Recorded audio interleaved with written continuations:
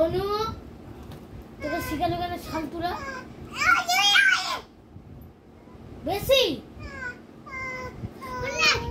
বইয়ের উপরে পা দিতে নেই।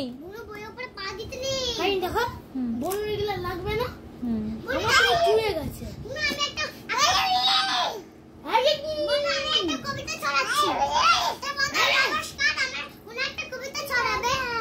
না না দাদা তাই তাই তাই তাই তাই তাই দাদা চুপ